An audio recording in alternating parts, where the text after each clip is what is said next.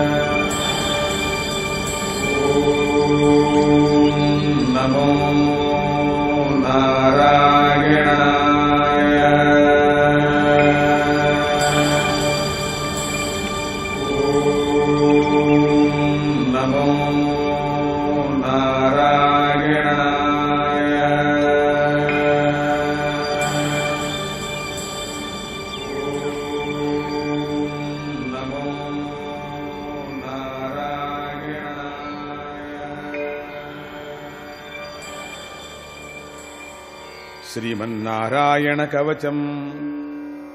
రాజోవాచ, యయా గుప్తః సహస్రాక్షః సవాహాన్ రిపుసైనికాన్ క్రీడన్నివ వినిర్జిత్య త్రిలోక్యా భుభుజే శ్రియం భగవన్ తన్మమాఖ్యాహి వర్మ నారాయణాత్మకం యథా తథాగినః శత్రూన్ येन गुप्तो जयन्मृते. श्रीशुक उवाच, ऋतः पुरोहितस्त्वाष्ट्रो महेन्द्रायानुपृच्छते नारायणाख्यं वर्माः तदिहैकमनाः शृणु. विश्वरूप उवाच, दौताङ्घ्रिपाणिराचम्य सपवित्र उदङ्मुखः कृतस्वाङ्गकरन्यासो मन्त्राभ्यां वाग्यतः शुचिः. नारायणमयं वर्म सन्नहेद्भय आगते दैवभूतात्मकर्मभ्यो नारायणमयः पुमान्. पादयोर्जानुनोरूर्वोः उदरे हृद्यथोरसि मुखे शिरस्यानु पूर्व्यादोङ्कारादीनि विन्यसेत्. ओं नमो नारायणायेति विपर्ययमथापि वा करन्यासं ततः कुर्याद्12 विद्यया. प्रणवादियकारान्तमङ्गुल्यङ्गुष्टपर्वसु न्यसेद्धृदय ओङ्कारं विकारमनुमूर्धनि. षकारन्तु भ्रुवोर्मध्ये नकारं शिखया दिशेत्. वेकारं नेत्रयोर्युञ्ज्यात् नकारं सर्वसन्धिषु. मकारमस्त्रमुद्दिश्य मन्त्रमूर्तिर्भवेद्बुधः. सविसर्गं फणन्तं तत् सर्वदिक्षु विनिर्दिशेत्. ॐ विष्णवे नमः.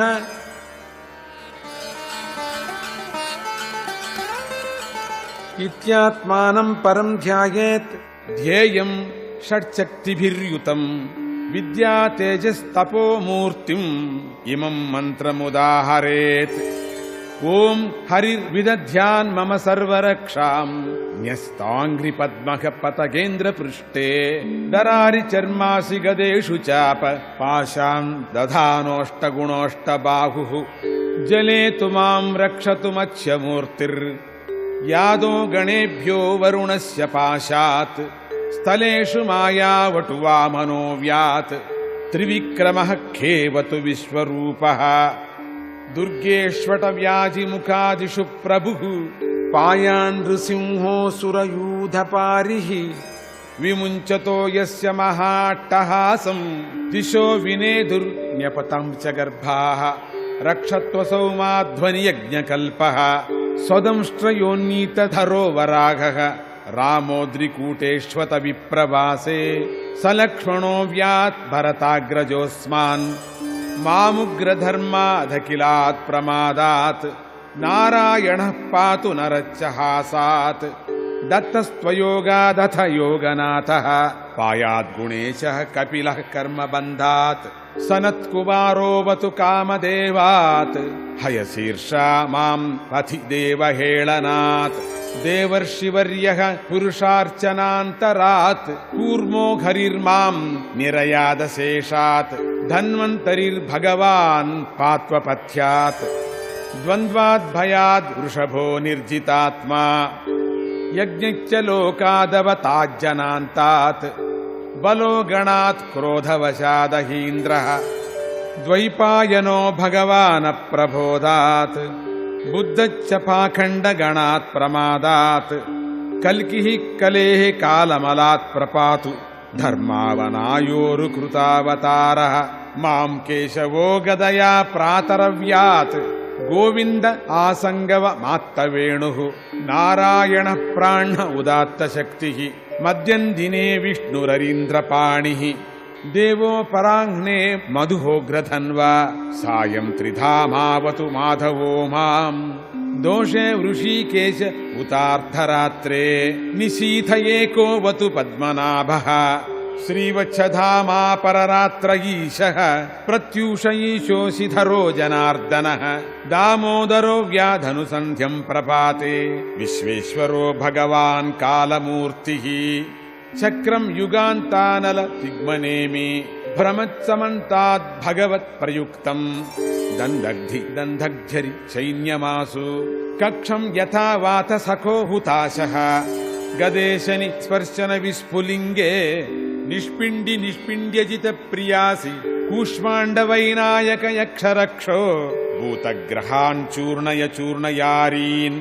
త్వం యాతు ధాన ప్రమత ప్రేతమాతృ పిశాచ విప్రగ్రహ ఘోర దృష్టీన్ దరేంద్ర విద్రావయ కృష్ణపూరితో భీమస్వనోరేర్ హృదయాని కంపయన్ త్వం తిగ్మధారాసి వరారి సైన్యం ఈశ ప్రయుక్తో మమ ఛింది ఛింది చక్షుంషి చర్మన్ శతచంద్రఛాదయ ద్విషామఘోనాం హరపాప చక్షుషాం యన్నో భయం గ్రహేభ్యో భూత్ కేతుభ్యో నృభ్య ఏవ చ సరీసృపేభ్యో దంష్ట్రిభ్యో భూతేభ్యోంఘోభ్య ఏవ వా సర్వాణ్యేతాని భగవన్ నామరూపాస్త్ర కీర్తనాత్ ప్రయాంతు సంక్షయం సద్యో येन శ్రేయః ప్రతీపకాః గరుడో భగవాం స్తోత్ర స్తోభశ్ఛందో మయః ప్రభుః రక్షత్వశేష కృచ్ఛ్రేభ్యో విశ్వక్సేనః స్వనామభిః సర్వాపద్భ్యో హరేర్నామ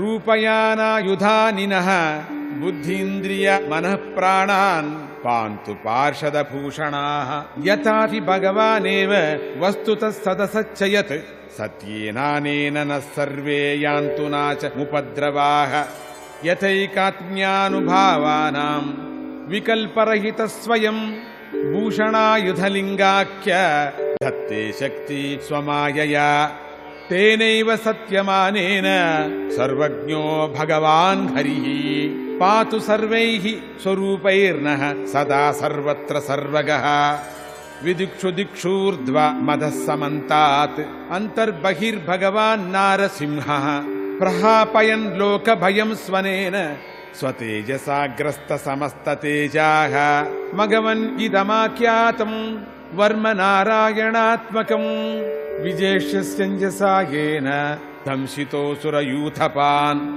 एतद्धारयमाणस्तु यं यं पश्यति चक्षुषा पदा वा संस्पृशेत् सद्यः साध्वसात् स विमुच्यते न कुतश्चित् भयं तस्य विद्यां धारयतो भवेत् राजदस्युग्रहादिभ्यो व्याघ्रादिभ्यश्च कर्हिचित् इमां विद्यां पुरा कच्चित् कौशिको धारयन् द्विजः योगधारणया स्वाङ्गं जघौस मरुधन्वनि तस्योपरि विमानेन गन्धर्वपतिरेकदा ययौ चित्ररथः स्त्रीभिर्वृतो यत्र द्विजक्षयः गगनान्यपतत् सद्यः स विमानो ह्यवाक्शिराः सवालकिल्यवचनात् अस्तीन्यादाय विस्मितः प्रास्य प्राची सरस्वत्यां स्नात्वा धाम स्वमन्वगात् श्रीशुक उवाच य इदं शृणुयात् काले यो धारयति चाद्रुतः तं नमस्यन्ति भूतानि मुच्यते सर्वतो भयात् एतां विद्यामधिगतो विश्वरूपाच्छतक्रतुः त्रैलोक्यलक्ष्मीं बुभुजे विनिर्जित्य मृधे सुरान्। ॐ नमो नारायणाय। ॐ नमो नारायणाय।